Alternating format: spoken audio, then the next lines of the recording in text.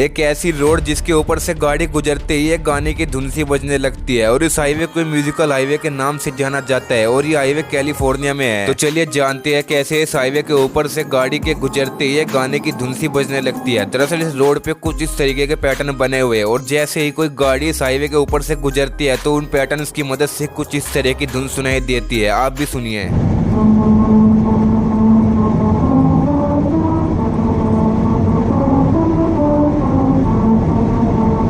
और ऐसी एक रोड जापान में भी है।